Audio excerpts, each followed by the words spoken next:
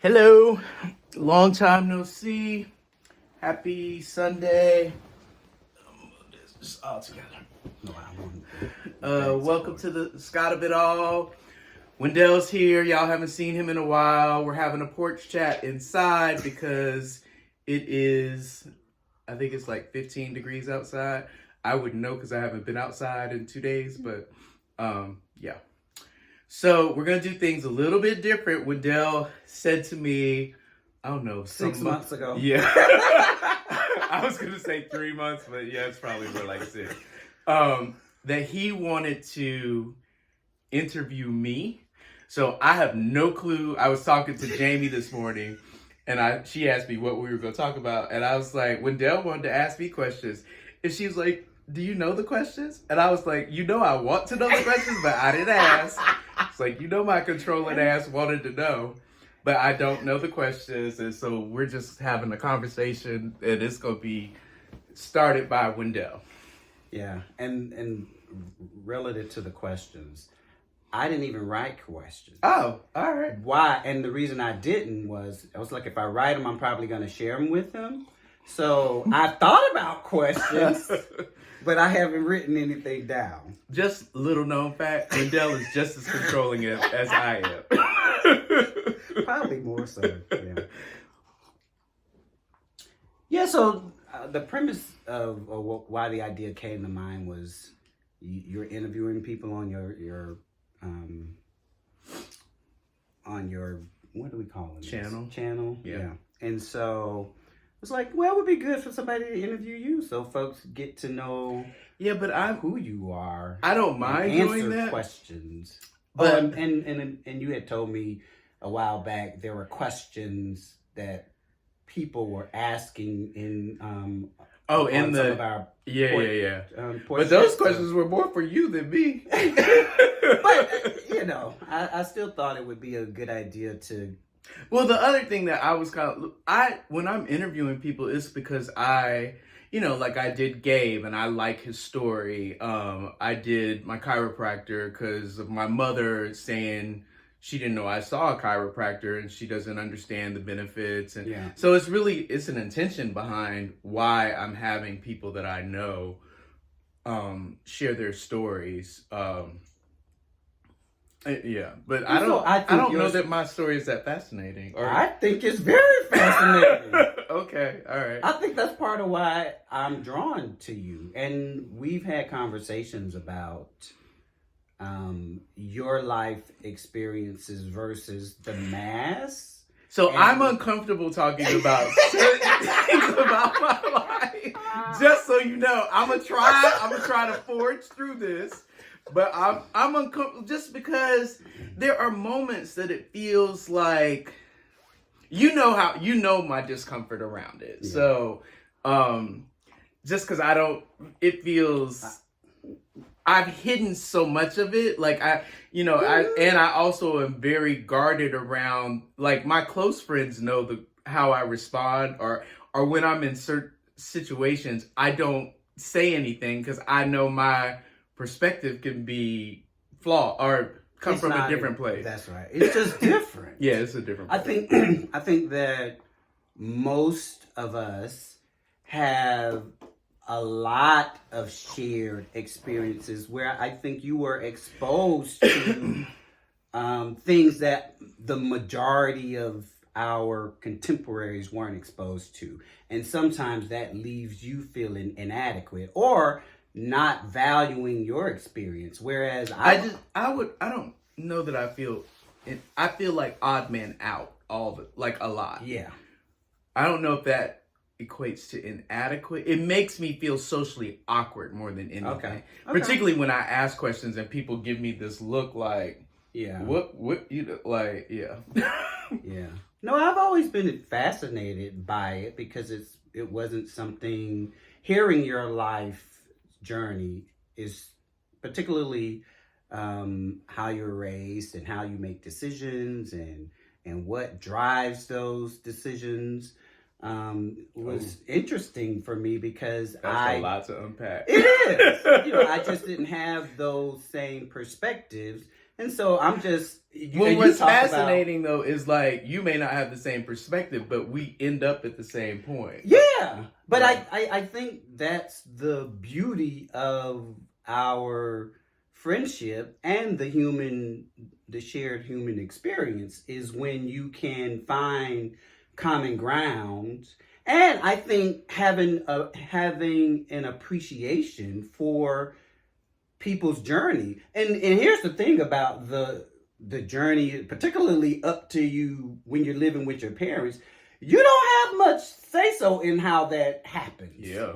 Particularly my parents. Yeah. Well, most kids, you're having the experience that your parents want you to have. Right. Yeah. They're raising you how with their values or their parents' values. Their parents. That's right. Yeah. And so, oftentimes, people will take particularly material things and judge based on that, but kids have no say in that experience or that how you live your life. As it's your parents' experience. Yeah. And so for me, I've always valued others' experience and I valued it. I've always thought that how you navigate appeals to me, having you navigate the world, because your perspective, I think that when we don't allow ourselves to think beyond how we were raised and, how we were, the things we were taught, when we don't expand upon that or it limits you. Yeah, and it doesn't allow you to really open yourself up to have beautiful, different experiences. I agree. As opposed to judging it. Yeah. Which, and sometimes I think, like I said something at work just this week, and I was talking to my boss, and he said, I don't remember exactly what it was, but I made just a very matter-of-fact statement, and he was like, well, everybody didn't experience that like that. And I was like, oh, you're right. I'm like, I forgot about, I don't. And I said to him jokingly, I was like, my friends a lot of times call me on the carpet on shit like that. And I get in trouble sometimes, which is why I don't usually say things like that. And it was like a snap judgment that I just said it. And, and thankfully he corrected me, because I would have just gone on through my day thinking like everybody has had this. But everybody does that though. Oh yeah, I do know that. I know everybody, and this is how people just jump on bandwagons without really thinking about alternative experiences. Yeah. Like people just, and not even the context of things. Like people just love to pile on. Yeah. Yeah. And the pile on is always based on your limited understanding of somebody else. That's right. Yeah. As opposed to, oh, what is that? Like how I experienced you was, that's different. Not that it was bad. It was just different. But sometimes people can, like when you say that's different, it doesn't sound complimentary. I know. And so sometimes people think you're being shady when you say that's different. Yeah, for me it was, I've never had that experience. Yeah, right. And that's how I usually mean how did he come to that conclusion? Yeah. Or and I was interested in the background. And maybe part of it is because, as someone who likes to read and do all of that, you kind of, you understand stories are more than just what you see on the surface. Yeah. There's a background to how you get there. And I've always been interested in the background. Like, what is that? And for me, that's one of the reasons why I read, because even the background, if the author has not provided a background, I've always engaged my imagination to create one. Yeah. Right. So, and it's like, even as a child, like I would sit in my room and read for hours. Like my mom and dad used to have to make me go out and play because I would read. And I'm not that person that has the imagination like that. Oh no, because you need to tell me the story. What do you want me to get? But you're a numbers person, right? So I mean, it's just left brain versus That's right right. brain. That's so. right. Yeah. So I thought that we would start just talking. Wait, we haven't started? I'm not asking questions. Okay. All right. I'm just easing you into this. Okay, yeah. You trying to get me to lower my guard. I'm like, wait. There's what? a method to the madness. We're 10 minutes in. We ain't started. Yeah, so I thought it would be interesting to just talk about, those formative years. Oh, Lord. Okay. And maybe again, it's more about your parents' story than it is yours, because you are experiencing it. Yeah. But you're living out their dreams for themselves and you. I don't know if that's true, but if that's true. But I think it's close.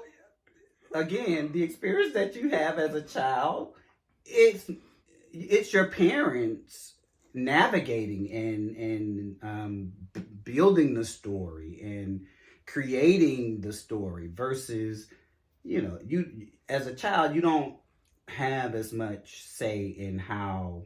Again, you have. Well, in my household, you had no say. Like, most kids are that way. Yeah. Whether absolutely. it's forceful or not, right? Like yeah. Some parents are more forceful with it, but now I don't want my childhood or my parents to sound like I was stifled, like, because it wasn't like that. Like, I was expressive, right, and I had creativity, and my parents are intelligent people. Like, there were things that my parents did. I'm sorry, I see smoke coming out of my neighbor's house, and I know that house is for sale, and I think it's empty. It's in the yard. Okay. Something in the yard. Is there a car in the driveway though?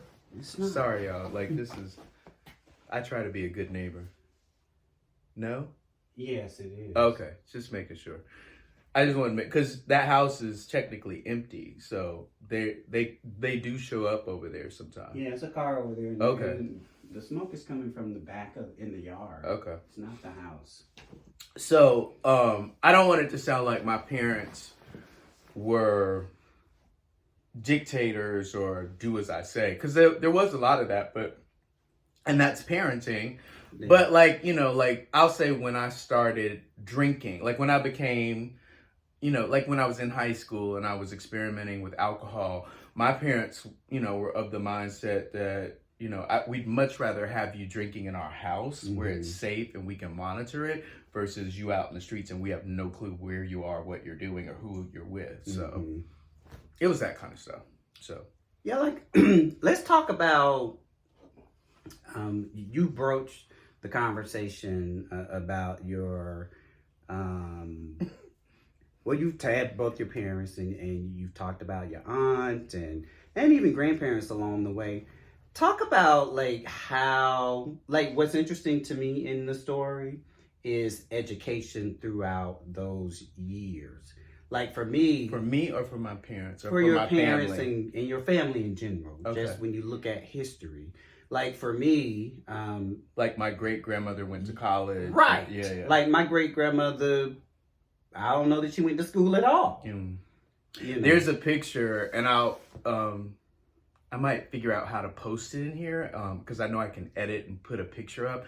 But there's a picture of my great grandmother going in elementary school. Do you remember when it was? You did share that with me. Yeah. Well, I shared it on social media. If you go look at my Instagram, 2 Februaries ago, I wrote about my family, like in a series.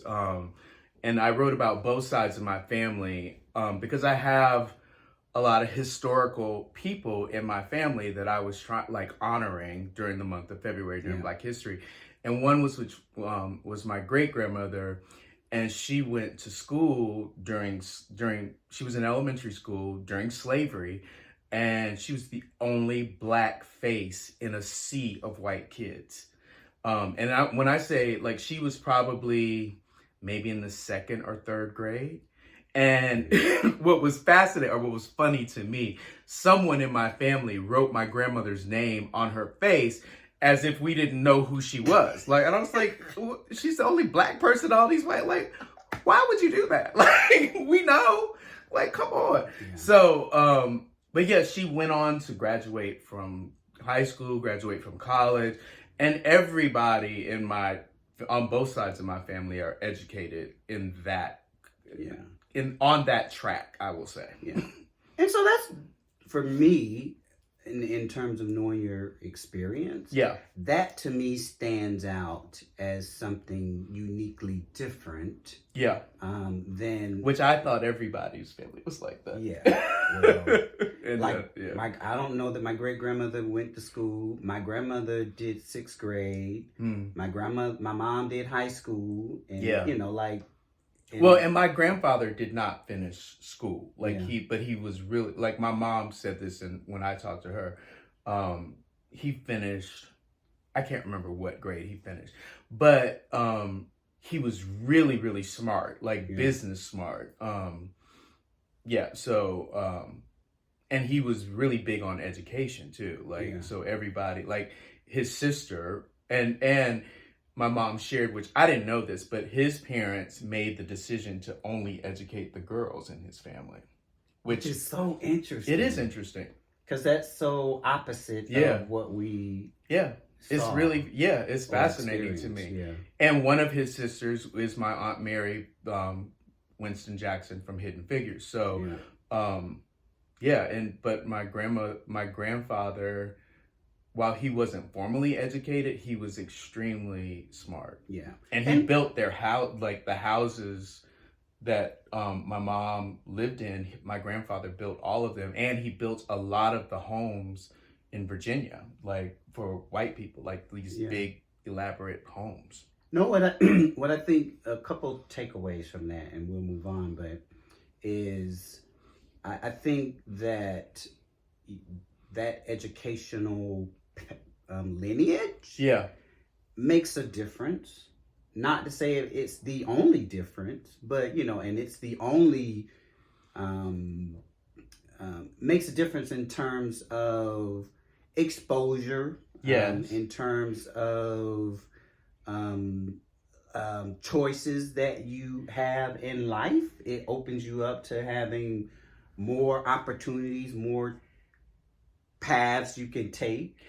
It exposes you more. It's true, but it also is a lot of pressure. Yeah. That people don't. And we'll get into that. You're exactly, I don't take it all. And my cousins and I, we talk about it a lot, like as educated as people were. And I'm not just talking about, I'm talking like advanced degrees. But they didn't share a lot of information with us. They did, but they didn't. So, and it's weird because like you have to, and it's a lot of pressure to do stuff. There are a couple books that we've read throughout the years that talks about those groups, your family's experience as a collective group who always lived on the sort of on the outside of normal Black culture, but did it kind of normal Black culture. Yeah, well, I mean, like, it wasn't something that you would, if you were educated or were leaders in the community in some way, there was a different experience that you were having versus everybody else. And you didn't flaunt that in people's face. It was sort of secretive almost. It's true. And so that's what because I wasn't raised to brag about stuff or accomplishments or, and it was funny about that is like, there's a book in my office that is written about people in the city of Ohio where my family on my dad's side is from. And one of those people is my great grandmother. And it talks about how she was appointed by this white mayor to lead this organization. Like she was in a garden club. Like what Black people do you know that are in garden clubs? Like we were gardening. Like it wasn't a garden club. It wasn't a club. Right. Yeah, exactly. And so she did like all these societal things. Like she she sat on the board of the YWCA, and and her son ended up being the executive director of the YMCA, probably as a result of her being on the board of the YWCA. It was just like all these things, but they never talked about that stuff. Like, sure, it wasn't. I think, but also you and I have had this conversation, because really, while they were accomplishments, they really were just surviving and living their life, right? Like they weren't, they were just trying to, put food on the table, pay a mortgage, and and live a exactly better life, or just live their life. But within that, like, there were things like about and I hate saying stuff like this, but there were things about like who you were going to socialize with too. Yeah. So. I mean, but we all have degrees of that, no matter where you come from, right? True. It's just because of the path that your family was on, it was sort of hidden, those things that... It's one of those, what goes on in this house stays in this house kind of things. Like, you don't talk about, like, I was raised, like, you don't talk about religion, you don't talk about money, and you don't talk about politics. Like, oh my God. You just don't. Like, it's not appropriate. So I was having a conversation with my cousin last night, and that conversation just came back to me. And we were talking about growing. I hadn't talked to my cousin in we talked for about 2.5 hours. We hadn't talked that long, years. And we started talking about growing up, and we were talking about people along, that we went to school with, that he keep up with, and and he was saying how you were always with the popular kids, and and I was like, yeah, it wasn't because I came. Well, most of them, their parents were educators, and or on the funeral home, or and I didn't come from that, but I got good grades, so that always had me in the circle. Right. I always sat on the outside. Now I'd be by myself, like my grandmother didn't come with me to these things. I'd be there by myself, and I wouldn't be talking to people really. I'd just be there because I was supposed to be there. Right. And I'll say the black socialites, if that's what you want to call them, in a small town. Right. But they would always include me in whatever they were doing outside of school. Because you were deemed appropriate. Yeah. Somebody somewhere. Well, they couldn't deny me because I was in the school or the town paper, like student of the month or whatever. So, or I was president of the club, or, all that kind of stuff. So they couldn't deny it, I guess. Or if they did, it would have been seen as intentional. Like, why are you excluding? Yeah, why are you excluding him? And he's in the circle somewhere. But I say that to say that's probably why I've always been curious about because I've sat on the line, kind of teetering, like peeping in to the lifestyle or the life, and it's always interested me. Like, not from a perspective of I want whatever they have, but I've just always been interested in the story again. Like, how'd they get here? And maybe that's even why I do my family research. Like, I'm interested in the story, that comes out of that. Yeah. And I think it influences us similarly. Yeah. Right. Yeah. Well, I think for me, like, I'm really, I honor and respect family, right? Like, and I think that's the biggest message. Yeah. Because, like, being an only child and being the only grandchild on both sides of my family, like, when people have died, things come to me. Yeah. And so it taught me, one, that people that came before me were honoring the people that came after them, and I owe it to honor family also. I Yeah. guess. Yeah. No, that's Like, that's why there's pictures of my, relatives in my house. Yeah. Yeah. Well, I have my aunt called it my cemetery. I got all the pictures of all the great and everybody who's died. She was like, right. And I don't have and the crazy part is I don't have a lot of picture of my family who's living like around my house. You don't. I never thought about that either. Yeah. But because my perspective is I know who you are. I see you. I don't need a picture of you in my house. Yeah.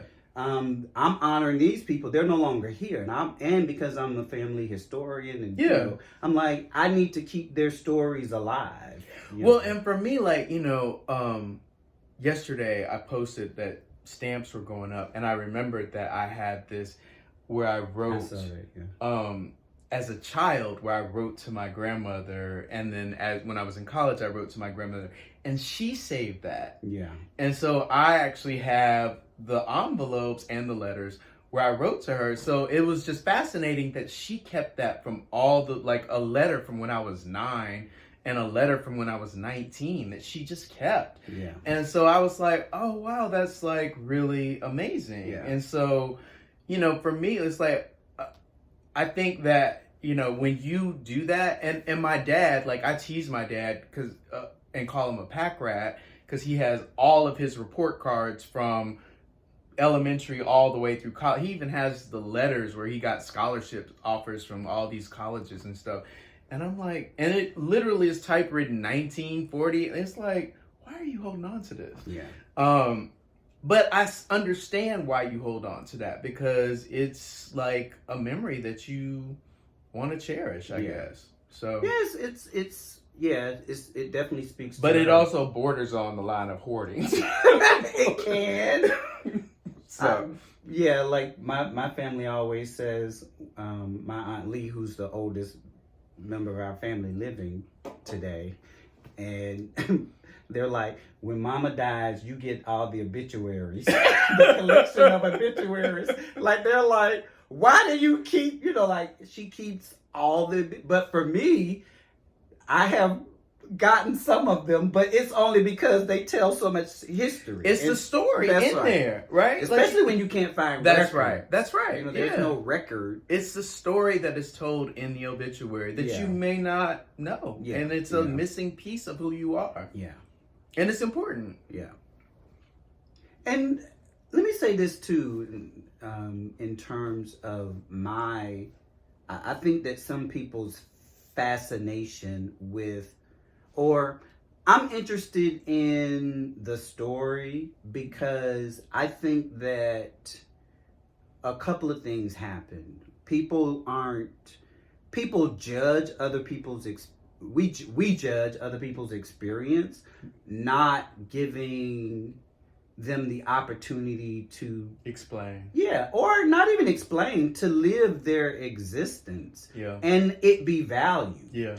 Versus judging it in any way. Yeah. And if you sit down like we have to get to know folk, you realize at the end of it all, it's different, but it's the same. It's the same. It's exactly the same. Yeah, and there can be, I always say this, all roads lead to the same place. Yeah. We come at it differently, and that's what you just said earlier, like, we've come to the same place. Yeah. We have different backgrounds, but we come to the same place. Right. Yeah. And but part of that is we've also value each other's history and experiences. Yeah. And don't look down on it. And when there are blind spots that we will naturally have, we correct it with love, and the friendship is able to to grow, and I think it becomes and be better because of that's right. Yeah. That's right. Like, you become aware, like you were saying, your coworker corrected you, like, that's how you become better. Like, right. You're a product of your experiences. Sometimes you don't know. Sometimes you can be tone deaf. But sometimes I think what a lot of people, including myself, would do is they become dismissive of the correction, right? Mm-hmm. And they don't, because they think that their experience supersedes everyone else's.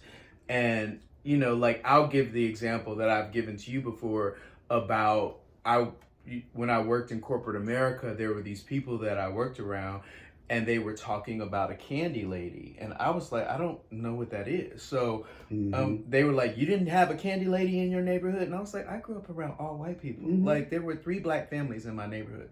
And I was like, if we wanted candy, we went to the store. Like, that was what we did. So I didn't know what a candy lady was. And they told me, and I was like, oh.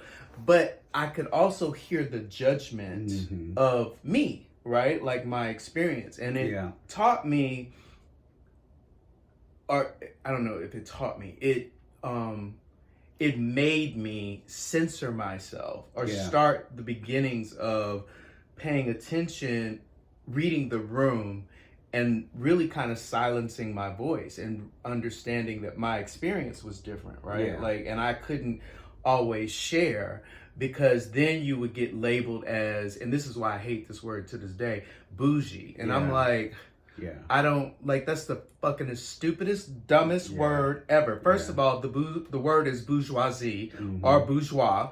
Either one is correct, but y'all have made up some shit, called it bougie. Like, you sound like a fucking idiot if you're using that word. And you're using it as a derogatory word, when really what in actuality is going on, you're projecting your own inadequacies or how you feel about yourself onto someone else and making them responsible for your shit. And I have no tolerance or patience for that. So whenever people call me that, I'm immediately done with them. Like, I don't want to be bothered with that. And I'm on the other side of that, where I feel if someone calls me bougie, I'm like, well, maybe I am. Right. Okay. Look, I'll be like, thank you. So, my friend Dwight says, yep, I sure am. Right. Like, I'm okay, thank you. And I think one time you were like, that wasn't a compliment. And I'm like, maybe not from them, but I received it as one. Thank you. It's just fucking, and like somebody one day said, you think you're better than me. I was like, no, actually I don't. You think I'm better than you. Yeah. Like, that's not my stuff. Like, I don't show up like that. I don't even think like that. I'm not going to apologize. I learned, I had to teach myself to not silence myself, silence my experience. My experience is no different than anybody else's. I'm not going to apologize for anything that I've lived through any more than anybody who grew up with, an outhouse or, uneducated people that did the best. Because everybody, at the end of the day, everyone is doing the best that they can with what they have. That's it. Some people have more, some people have less. And to be perfectly clear, like, I remember the last thing that my mother and father said to me when they dropped me off at, as a freshman in school. And they said, like, don't think you're any better than anyone. Don't think you come from a better family, that your family has more money, that you have, like, because there's always going to be someone in life with more. Yeah. Always. And so it doesn't, like, none of that shit matters. And, do I walk around with my head up in the air? Yup, sure do. Yeah. Because I'm not going to be ashamed of who I am.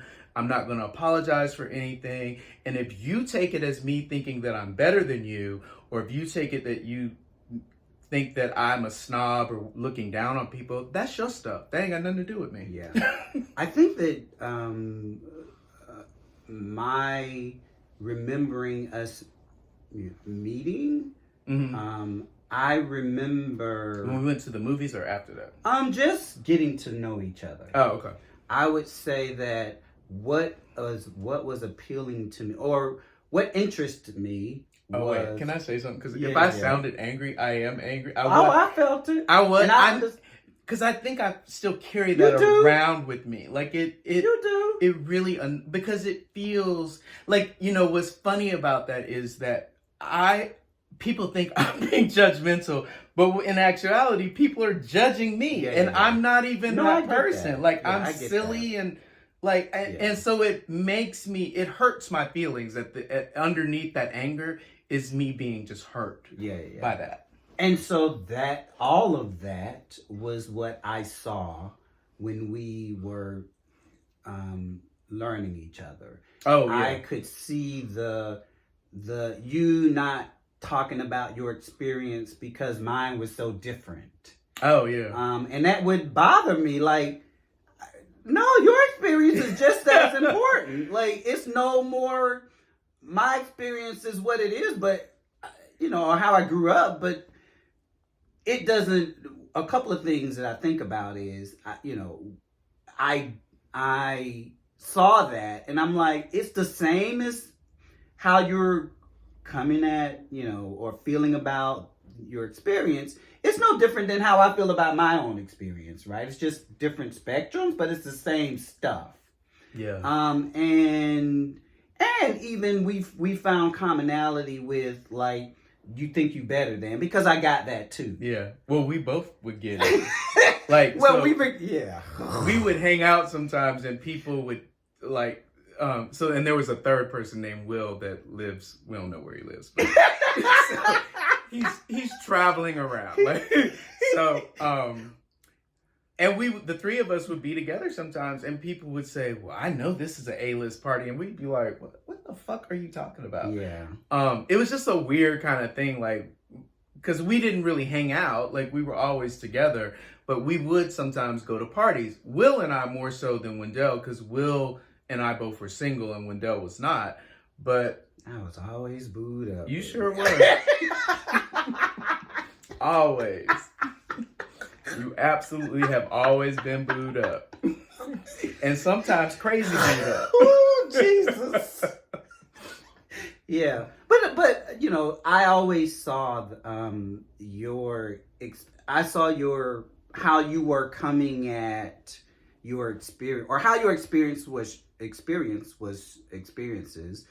was showing up, was to minimize it. Yeah. And I did it recently too. Yeah, and for me, it bothered me because I'm like, no, I've been on the outside looking in, sir. I know it's different, and there's value there, and don't minimize it, because it's as important. It's part of a collective story, American story. Like, and I think it's what's happening probably in the larger, in society today, with the whole, folks not want to talk about Black history and all of that. Like, it's part of American history. How can you not talk about it? You can't silence this stuff. Well, what's funny is, like, what I have recently thought about. I don't know why I'm yelling.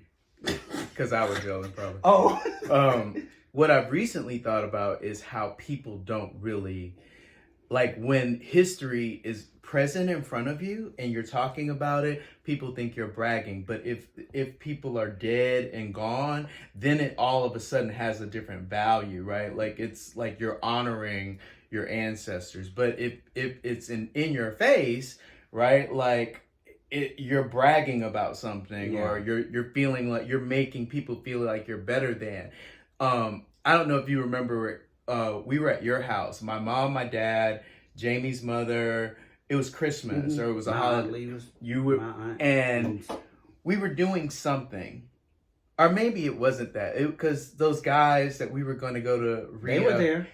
They were there, and you wanted to go around the room and do something. Oh yeah, I wanted everybody to introduce themselves and say something about them, because my mom, or say something interesting about themselves, because a lot of folks didn't know each other in the room. So So, and my mom said something about our Aunt Mary. Yeah. I chimed in because a few people had gone before her, and my mom chimed in about my Aunt Mary, and I was like, this isn't a competition.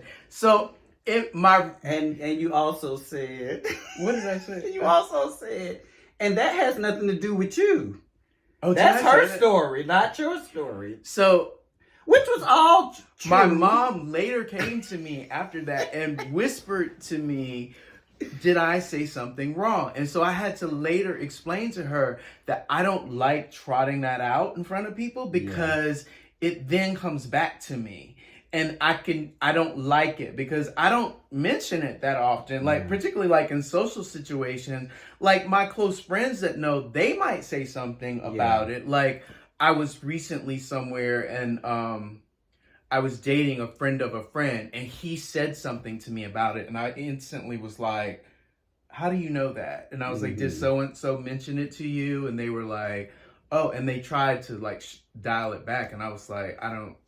it made me uncomfortable. Mm-hmm. So that situation with my mom doing it, which I get, like, really what I just said about me not being ashamed and all that kind of stuff was literally what my mother was doing, because she's very proud of what our aunt has done, and the fact that her name's on a NASA federal building, and schools and all that stuff.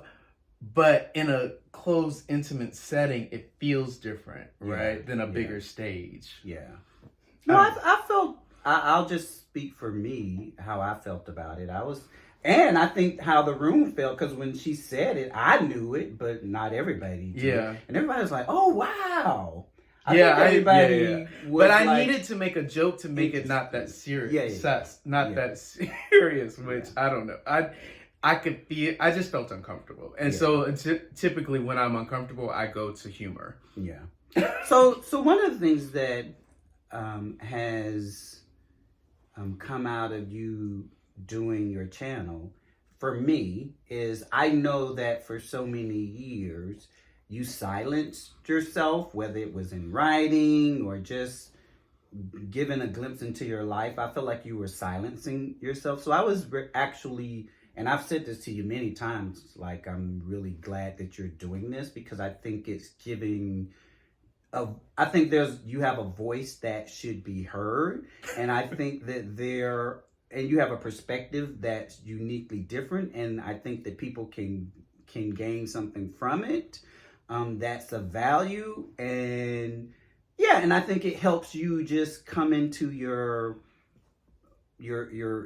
or just live the life that you want to live, and be proud of where you came from, and who you and how you got here, and where you're going. Like, there's value in all of that for the world to see and experience. But if it stays hidden, and I understand how which makes me come back to Hidden Figures, but I understand how you got there because of the judgment of those folks who weren't open to the experience. But it's also a combination of other things, like it's the combination of what goes on in our house stays in our house. It's the judgment that we experience from other people who think that you're bragging about stuff. It's the people that have not been taught how to celebrate other people's successes because of their own shit that they're dealing with. It's all of those kind of things that it's my need for privacy too, like, right? Like my own kind of stuff that I just want to keep for me, like, I don't know, like, and so I try to put stuff in my writing, because it's easier for me. It's easier for me to sit down at my computer and pour out my heart and detach from it and not really give a shit what other people, and if people connect to it, great, but if they don't, I'm none the wiser, right? So whereas here, because you hear my tone, you see my face, and people, I don't know, it feels like I'm a lot more exposed than on a piece of paper. No, I get that. No, I think for me, I think it's helping you be more present, and just authentically who you want to be, and just being okay with again, your story is, again, probably your parents' story that you lived. It's not, all of it isn't yours, although it does influence you. But that doesn't, it just because it's different, again, there's value there, and I value it, and I think that there's something there for a lot of people, that a lot of people can see and subscribe to and value, and maybe even emulate in some way, and get out of the whole judgment of it, I think it's human nature for us to judge. Like, I think it is. Like, I think everybody kind of makes a snap judgment. We do. But how you got to just push past it. Yeah, okay, I have a snap judgment. I tell myself whatever the story that I want to tell myself. Yeah. And the story typically is based on my own experiences. And mine are usually right, but well, I wouldn't agree with that. Okay. That's the story I'm telling myself. I'm just saying. Okay. I'm not saying it's 100%, but I'm gonna say about 85% of the time I'm right. Okay. I'm talking about we agree on a lot of stuff. So. People I've dated or situations that I have, precarious situations that I have gotten into, typically were right. Okay. What I have thought about it. I don't know. It's just I don't know. we let's talk about dating. Oh shit! We've talked about history, so let's talk about. Well, no, let's come here. Let's go here. How did you make your way to Atlanta? I don't know that I know your Atlanta story. I was living in New York, and I was working at Coach. Was I working at Coach? No, I was working at the Gap. I got recruited I was working at Coach in the factory, in, not like on the line or anything. I was at the headquarters on 34th Street, and I got recruited by the Gap to be a manager at a store in New Jersey, which meant I had to commute to New Jersey. And then I wanted to move to Atlanta, just so I can't remember why. It was a reason I wanted to move to Atlanta. And then I transferred from the store in New Jersey to Lenox. And that's how I got to Atlanta. Oh, okay. I didn't know that. Yep. And I think I just wanted to be closer to my parents. I was sick of living in New York. It had become expensive, and I just was over the partying all night and the, getting up, going to work the next day, being exhausted. And it was a lot. Like, even as a young person, which I was 21, 22 at the time. And it was a lot for me. And I knew it was just not how I wanted to live my life. Yeah. What, speaking of moving, and you've moved a lot, we talked about we talked about that conversation yesterday. Yeah. Like, I've had a lot of apartments and places that I've lived, all over the country even. Yeah. So, and I've been in the same house for 16 years. Mm-hmm. And anyway. So talk to me about, that feels very... We talk about change a lot. Yeah. Today, particularly. Yeah. And that's a lot of change. I think that's why I don't like... Drastic change. Yeah. I think that's why I don't like change now, though. Yeah.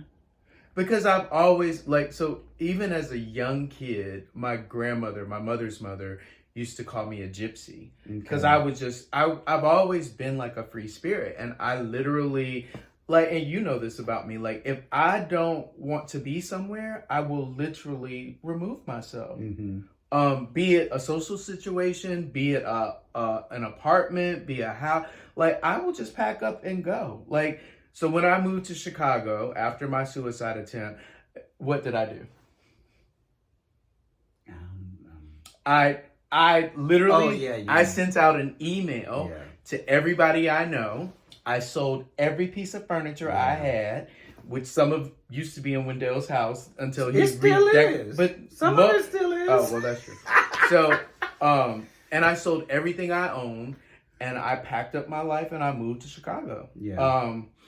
And I've always just kind of been like that. I've always been I am not tied down by things. Mm-hmm. And I I haven't shared this with anybody, but literally I have been having that kind of urge again, but to leave the country. Mm-hmm. Because I was walking around this house thinking okay, I've acquired all this shit. but now what? Mm-hmm. And I'm bored with it. And it's like, okay, I want something different now. And it's like, okay, well, maybe I'll move to Portugal. Which is why I said to you like a couple months ago, I want to go back and, you know, and spend more time because I really might want to live there. So, what do you think is behind the? I get bored. I mean, and there's no other way to explain that. I just get bored with my life. I get bored with monotony. I get bored with what is feeding me. And I need more. And in order for me to get more, I need to change my entire environment. Yeah. And I'm not afraid to just pack up and go. Yeah. And I don't know why I'm like that. I feel like I can just figure it out. I'm just not afraid to, like, whereas most people, and which is a weird thing because I am very controlling, but there's this free spirit about me that I'm just like, shit, I'll just figure it out. I don't care. So talk about the more. You say you need more. Talk about that. Like, I don't know if it's more. I probably misspoke. I don't know if it's more. It's just I need something different. Well, what's the difference? I need to have different experiences. I need to see and feel different cultures and be fed by food and art and music and different interactions that I'm not getting here. You know what I mean? Like, that's not shade on my friends because I love cherish my friendships dearly, but I need something different. And so I have to, like, that's why I packed up and moved to Chicago, stayed there for 2 years, packed up and moved to Los Angeles and was there for almost a year. And, you know, it just, I don't know, like I've gotten better because I've been here meaning Atlanta since 2010.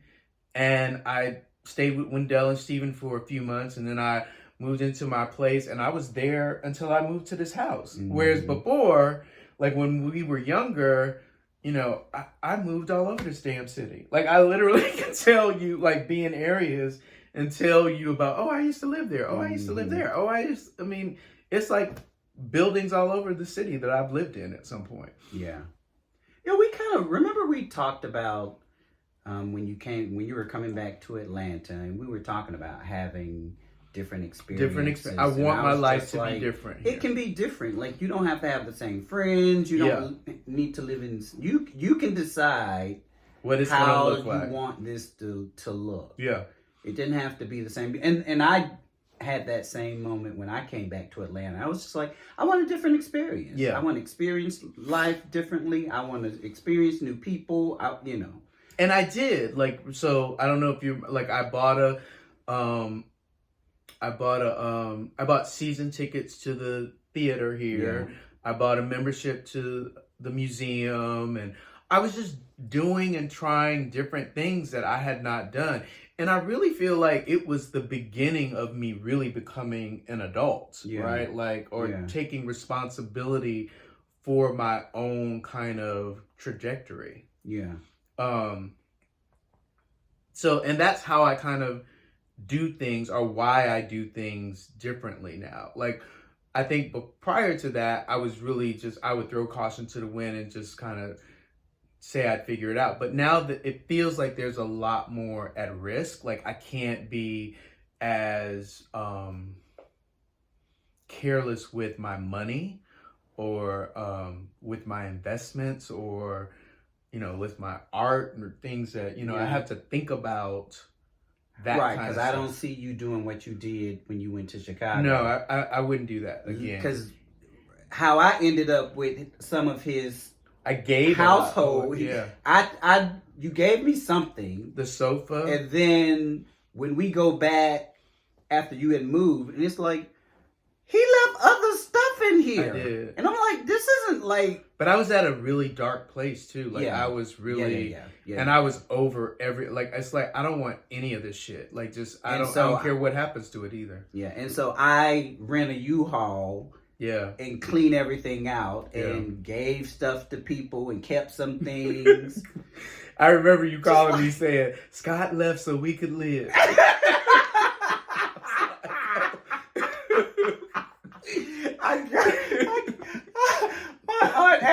said that when my grandmother passed. And so that's where I get that from. She was like, your grandmother died so that we may live. It's like, okay. I don't know I know what it means now from her perspective. But yeah. What else do I want to talk about? I think I touched on everything. So we didn't talk about the pressure of, like you said you wanted to talk about that. Oh yeah, I did say that. Yeah, well, let's talk about the pressures of is the pressure. I would imagine the pressure of existing, and being, kind of a anomaly, if you will, in cultural or in society. I would imagine, it feels, you get silenced.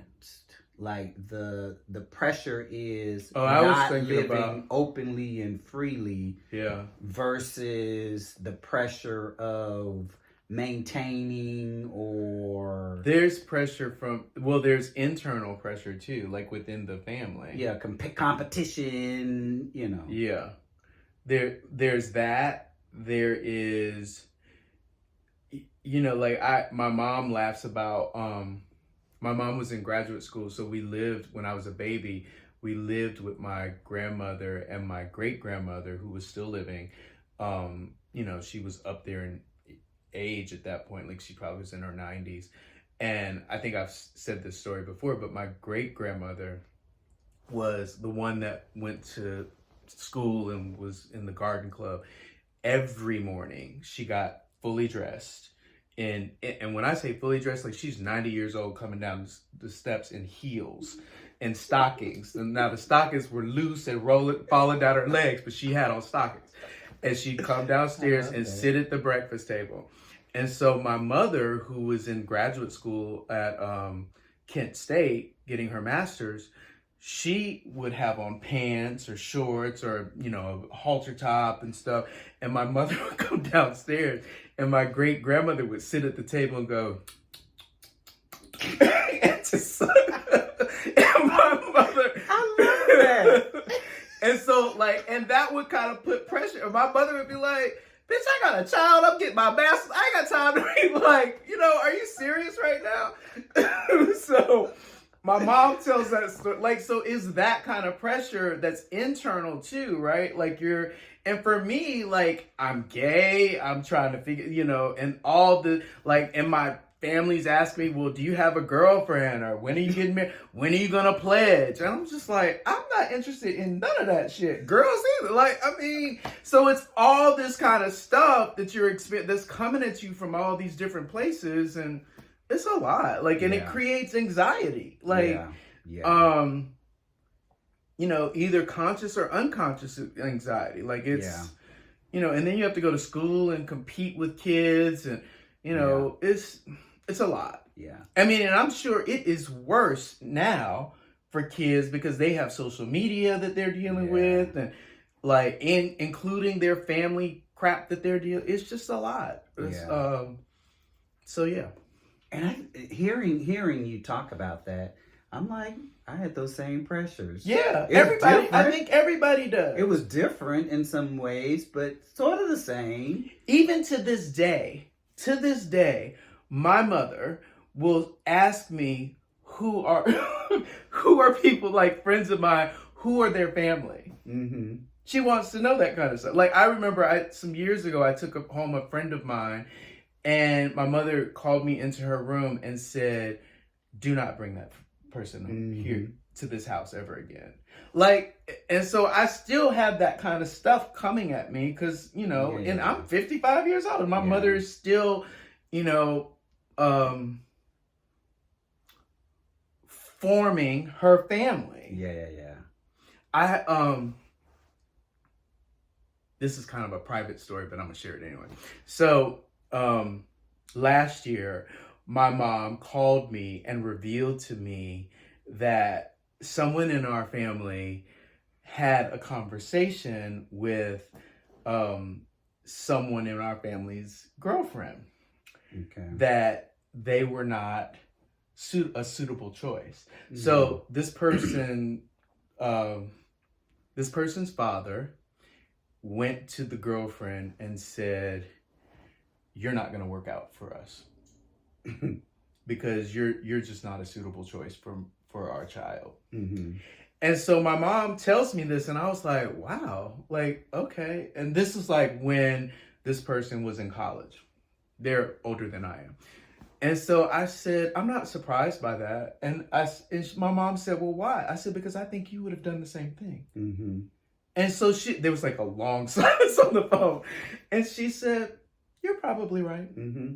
Mm-hmm. Like, because my mother is that protective of our family. And I think I am, like, and while I don't have an immediate family, I am equally protective of my friends.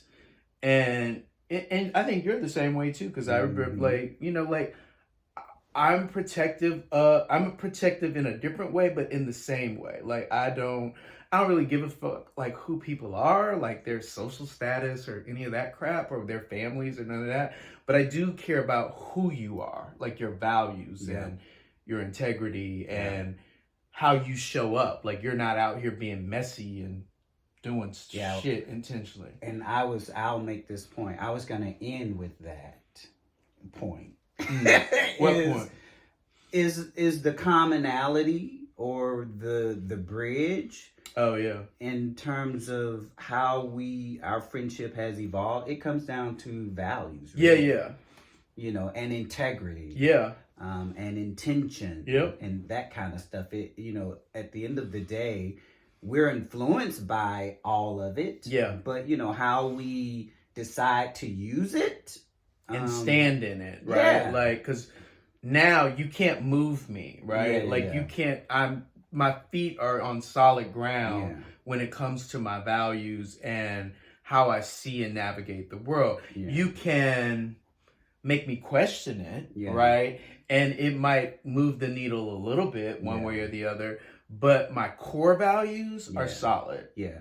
Like when we have disagreements, it's always, okay. It is. Like, okay, let me think about, I don't agree with that. Yeah. Like, and I'm like, okay, well, I don't agree with you, so we're gonna sit in our stuff. Like, thank you for your patience. Yeah. And I still stand in it. Wendell has this thing where he's at work, and he was saying to me, he was on a conference call, or he was running late, and he said, "Thank you for your patience." And I was like, wait. You're assuming that they are being patient. They might be pissed off. Like, that's not, like, you should say, "I apologize for being late." And so we had this kind of back and forth. And so I'm like, me apologizing for being late is about me. An apology to me has to, first of all, I gotta feel it, because you know I don't give apologies. Oh my God. I gotta understand. I had to say this to Wendell. I was like, do you know you don't apologize ever? Yeah. Because I'm clear about what I do. And I'm intentional. So no, I'm not apologizing. Now, if it hurts your feelings, I can apologize for hurting your feelings, but I'm going to stand in what I do. If it hurts your feelings. Right. You got to tell me, but I'm going to stand in what I do. And he probably says, well, if that hurts your feelings, after they've told him. Okay. There is room for work.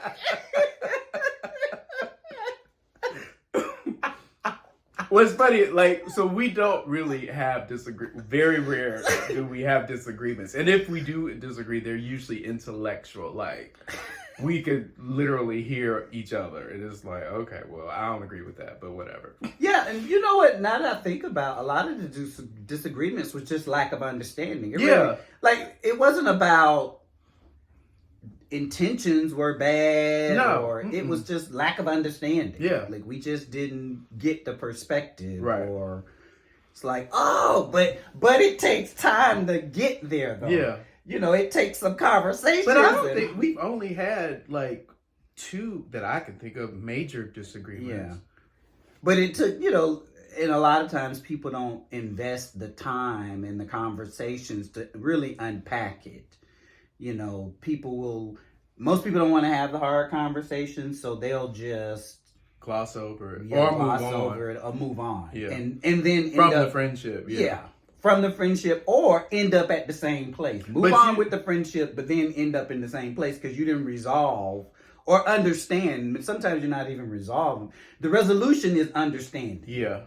But once I understood your perspective, now, I get. Yeah. I can apologize now because I understand. But before, when I don't understand, I'm not apologizing. I said it. Well, and what's funny is, like, because you know this, like, when I was younger, I'd be like, I don't have to talk to them ever again.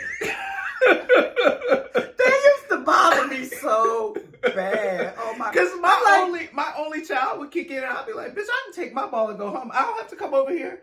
Like, you know, like, that was my thing. Like, I don't need you. That was always my pause for arguing with me or challenging me, or even like, am I okay with being a friend with somebody who could just dismiss my ass like that? Like, because they don't agree. I'm like, it wasn't, but it wasn't as simple as a disagreement. It was always a compilation of things for me to just be like. But see, for me, I'm like, I've made a decision to be friends, and we're gonna work through. Now, if we get to a point where we can't work through, like if we're just we've talked it out, we understand, and it's just a deal breaker, I'm okay. But for you to just be like, oh, I'm not dealing with that, I'm gonna take my ball, and I was like, well, will he do that to me? Because I'm not okay with that.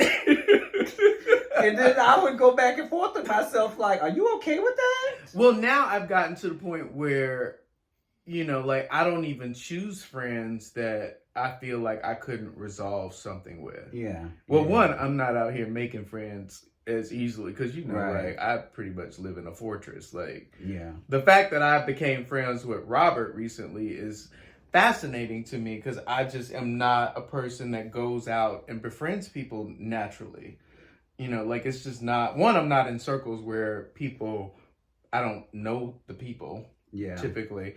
And two, the fact, like, but it was so natural. Like, it was very organic and it wasn't a lot of pressure. And Robert, respects me. I respect him. He doesn't take things personally. Like, when I don't feel like being about, he's not, like, we'll make plans, just like me and you. Like, we'll make plans and he'll be like, I don't feel like going, or I don't feel like going. And he's fine. Like, because we've set up times to do this porch check several times, and I wake up like, rain check, I'm not feeling it this morning. And I send thumbs up. It's fine with me. Yeah. And some people just don't understand. Like, they take that personally or what. And it's like, 4 agreements. Number 1, nothing is personal. Oh my God. But like, part of that was our journey too, because I had to learn that about you, not to take things personal. Well, I had to learn it too. It wasn't about me. Yeah, I had to learn that too. Because like, when you would just fall off the face of the earth, and I'd just be like, he ain't returning my calls. And you recently shared with me, like, I came over to your place and was peeping in your window, which I don't remember, but if you said I did it. Yeah, you told me you did it. That's the only reason. Which I'm sure it sounds like me. I just don't remember the doing place it. when I lived in Buckhead. Yeah. And you told me you looked in my window and you saw something in my room. Yeah, that made me know you were. That I was fine. Yeah, you were there. Like, you're moving around. Like, yeah. Because I was just. But I had it but I was in a deep depression at that point too. Like, so whereas I don't have those anymore. Yeah. Like, I have moments, but not like that. I think when you finally shared that moment was when I understood. Like, I was mad at first, but I was like, it's not about you, because I was mad. Like, well, why didn't you share any of that with me? Like, I didn't know any of that. Like, I didn't know. But so, back to my family stuff, like, when you grow up in that kind of family, there is another pressure of appearing to be perfect. Mm-hmm. And so sharing that you're not taught to share feelings Yeah. or, darkness, especially. Like, because, that's private. Yeah. And what goes on in this house stays. I think that's universal. Yeah, right. Like, you don't talk about stuff like that. Especially mental stuff. No, like, absolutely not. Absolutely not. Yeah. So it's not appropriate. So, so learning that, right? Like, it's all these mixed messages that you get that and particularly like if you're a sensitive child like I am, you don't know what the fuck to do with all that, right? Like it creates a whole nother ball of anxiety in you, which anxiety just feeds depression. So, for me, even with close friends, telling that, like, it's difficult to say. Like, it's bad enough to say it out loud to myself, but to say it to someone else, like, is a really hard thing. Yeah. So, like, it becomes a secret that you are trying to protect. Yeah. Yeah, what I was saying earlier, or where I was going with the story is when you had that experience and you shared it with me, it grew the friendship because I saw the vulnerability. Yeah, like I'm like, oh, it wasn't for years until I told you. Right. Yeah. You thought you had, like, you were like, yeah, I tried to commit suicide. I was just like, when? And then you talked about that whole. I'm like, where was I? Yeah. I was here. We were friends. Like, what are you talking about? Yeah. And who was there for you? Who was there? Yeah. Like, I felt like I was. You were there, but I didn't know any of it. So it felt. Yeah, a lot of people, and the only reason that, when I was in the hospital, the only reason, like, Todd Green, came to the hospital and brought Dell, who's a doctor, and I was really appreciative. But the only reason Todd knew was because he happened to call me when I was in the hospital, and he was like, "Where are you?" And he heard all the machines and the nurse come in and out of the room telling me, "Drink this, do this," and all that shit. And he was like, "Where are you?" And I had to tell him. I was like, "I'm in the hospital." And so he came immediately and brought Dell with him. But otherwise, I wouldn't have said anything to anyone. So, yeah, when you finally shared it, what it opened up for me in terms of the friendship was, I think a couple things happened out of it that sort of cemented the friendship, or at least for me, it made it more meaningful. Was you being vulnerable, number one, and understanding that I'm not here to judge any of it, because just like you, I've been judged most of my life. I mean, I ain't gonna tell no woe is me light skinned story, because I don't believe that's a story. But it wasn't a cakewalk being other among Black people. Yeah. And so I always had appreciation for your story. So I think that when you shared it, and then conversations that we had thereafter, for me, it opened it.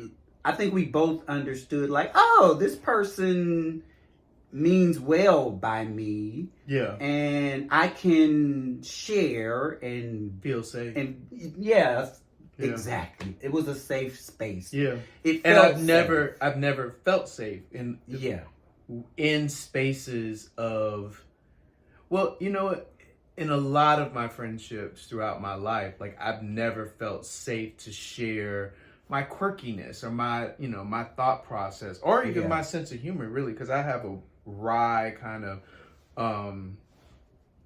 acerbic wit, which, for those of you that don't know what that means, it has a bite to it. So, yeah, I've never felt, like I've been in a safe space to, whereas now, like, like at 55, which is so weird, like, on the downside of life, like when you get comfortable in your skin, when it doesn't really serve you, right? Like it does, but it doesn't. Like, right? Like no one cares that, that someone is 55 and feels comfortable in their skin finally, right? Yeah. Well, I think that most of us, I say this a lot and believe it, that most of us spend a lot of our early adult years undoing or questioning or figuring out who we are. Who you are, yeah. Because for so long, you're taught, again, your parents' values. Yeah. Or their generation's values. And then you realize that's not me. I don't value that the same. I don't believe that. And to undo, because what comes with values is the way you live. Yeah. And undoing that sometimes takes a lot, because it may mean detaching yourself from people or situations or organizations, or, like it can mean something major to make those value changes in your life. It's one of the reasons why I'm uncomfortable with talking about certain things, because I don't really value it, right? Yeah.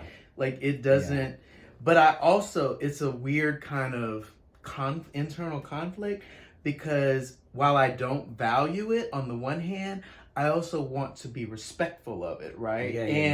And then there's a whole nother layer of respecting the privacy of it, right? Like, so, and feeling protective of my family, right? Like, and not allowing other people to formulate judgments or opinions even, but, which I know people are going to do, but I'm still trying to mitigate some of that, right? And I'm still trying to be authentic, but censor myself. So it's a weird kind of game going on in my head where I think that, hearing you say that, I agree with it, but it's, in society, it's that way, like at work. Yeah. You have to be a few different people. If we talk about, I work for a bank and we lead, we had an earnings call last week, and the CEO led with, "We're a purpose-driven company." No, you're money-driven. You are a bottom line. We are a bank, and I understand why we do all that stuff, but it drives me crazy. Because one is a fucking lie. It is, and there's, and our name even has words in it that the root word that we don't even. Oh my God. Practice. I'd be like, oh, so excuse me, question. Are you getting a paycheck? Since we're purpose driven, are you working for free? Like, shut up. Shit. Yeah. After they lay off folks, and when layoffs means more on those of us who are left. Right. That's the purpose. Right there. The purpose is to work y'all's asses to do two people's jobs. That's right. And then, and in the same breath that you say, here's all the extra work that you got to do, you also say, cut spending. Cut spending. And we want to, we value, work-life balance. Like, all of that would be in the same Well, it's a good thing it's not a video call, because I'd be on there rolling my eyes left and right. I do. And folks will be sending me messages like, "Change your face." Because we'll be on camera and I'm just oblivious, like rolling my eyes, like, all of that just works my nerve. Like, be who you say you are. Right. Like, do what you say you're going to right. do. Like, let's stop with the doing one thing or saying words just because it's the right thing to say, but we don't have the actions that support. Or because it's on brand. Ooh. Right? Like, it's like, give me a break. Yeah. So I think, like, all of that kind of permeates and finds itself into our personal lives, just with different stuff. The same stuff, just with different stuff. It's true. Like, I don't like saying to people, Good morning, how are you? Like, how are you? Because first of all, I don't say that to people that I don't even care. You know what? Jamie does it. Jamie hates saying that too. If I'll say morning. So you know I'm not a morning person. Yeah. But still, and I am. And usually, like, when I say good morning, or even if I say, how are you, it's because I really want to know. Like, it's not just a, step for me. Like, it's not just a greeting, like, good morning, I keep moving, or whatever, or if I just say, how are you, I genuinely want to know. Like, I'm not just asking just as a filler. And I'm an asshole. If you ask me how I am, okay, I'm about to tell you. Buckle up. Or what's and look, and then you go get and then I'll say, don't ask me that shit again. Okay. Noted. Look, but really what you should say is, thank you for your patience. That's what you really should when say. People do that. Steven will do that. How was your day? And I know he didn't really want to know. And maybe he does. He didn't. Because 2 minutes in, his eyes are glossed over. Jesus. He can't remember. He can't repeat anything back to me. Stop saying that. We don't have to, like... Oh, yeah. We've been together long enough. We don't need to do that. Like, but I try not to speak with just, filler bullshit. Like, because I don't want to be that person. Yeah, but I think that, we've just become that, particularly in the South, we've just become that pleasant, but then, that ain't really how you feel or what you believe and all that kind of stuff. I'm always going to say what I was somewhere and some woman said something to me about, she used the word foodie. And I hate that word. Mm-hmm. Like, I think it's silly. Like, I think it's like everybody eats food. Everybody's a fucking foodie. Like, you're just trying to segregate yourself and make yourself feel better about your taste of food. Like, I mean, it's food. Yeah. Like, we all need it, like, to survive. So what the fuck? Everybody's a fucking foodie. Yeah. So, but I'm a very literal person. So when you say something like that, and I literally said that to the woman, and so she was like, and it was a stranger who came and started asking me questions, and she's like, well, aren't you a foodie? And I was like, mm-mm. I was like, I don't like that word either. And I literally said that. And she was like, you don't? I was like, no, I think it's stupid. I think it's a dumb word. So, and I said what I said to her. She was just like, okay, well, nice chatting with you. I was like, mm-hmm. I'm sure it was.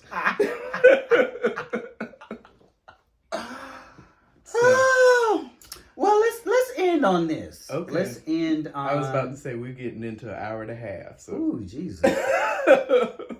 Yeah, let's end on what some rapid fire questions. Oh, Lord. Go ahead. Who are you dating? No one. I'm not dating anyone. I went out with a guy a couple weeks ago who was nice. He's away in Florida now. We messaged and we said that we would get together when he got back. He's a white guy. He's a nice guy. But I didn't, in case he's watching, I didn't feel anything, but I still would go out with him. Mm-hmm. It wasn't like, an exciting thing, but he's a nice guy and he has similar interests as I do. So we'll see. Do you want to be in a... Oh my God, are you for real? This is not a rapid fire question. Rapid fire means yes or no. Okay, do you want to be in a long-term relationship? Oh my God. Well, that's yes or no. At 55, what is long-term? The rest of your life. Yes. Okay. What? Go ahead. Well, I was getting ready to ask something that wasn't yes or no. I was like, oh yeah, that's too.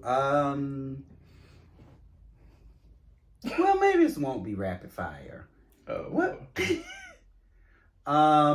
What do you think some of the when we talk about values and intentions, what do you think some of the things, the key values or intentions are that kind of drives you, or that that that drives me or guides you? purpose, joy, a sense of there has to be something meaningful in it that drives me. Like I need to know why and what I need qualifiable or quantifiable outcomes that drive me. And am I being true to myself, like my own values? Like when I first started out, like I used to work for a lobbyist, and one of our customers, our clients was Philip Morris, and I used to have to write press releases sometimes, and it was not like I felt icky, like doing that because I was like, I don't believe in this. Like it was gross. So I vowed like I didn't want to do stuff like that anymore because it wasn't aligned with who I am. So yeah, that kind of stuff. Okay. What's the purpose? My purpose? Yeah. I don't know. I'm figuring that out. It varies day to day. Okay. Well, what do you think would be just some? Okay, so I feel like I have stories in me. Yeah. To tell. Yeah. In a written way. Okay. And that's my purpose. Okay. Okay. What do you think the stories would convey? Like, how do you think they would? What would be the intention of the story? I think, ultimately, other than just telling them. I mean, I know that. So, well, I think people, given whatever people are experiencing in their life, different people take different things from stories. Like, what would be the hope that you would? Well, it depends on the story. Yeah. So, like, if I'm telling one story, it might be, my hope might be that you don't follow down this path. Yeah. Another story might be that it's never too late to do anything that you want to do. And so the moral would be different for every single story. Yeah, it would, maybe it would be that to influence or educate or to entertain. Yeah. Or to, help you heal in some way. Yeah. Or to make you show up and be okay and just be okay with being who you are. Yeah. What brings you joy? Oh, different things. Like I can find joy in that piece of art. I find joy in that picture I took when we were in Lisbon last summer. There's a beautiful. I hadn't noticed that. I find joy in hearing a song that reminds me of, cleaning the house when I was a kid, when my parents making me get up when I didn't want to, or cleaning my room. I find joy. I try to find joy every single day that I wake up somewhere. Okay. Like, cause there's so much depressing shit all around us. Okay, and last question. Here we are. Thank you. 2 minutes. Okay.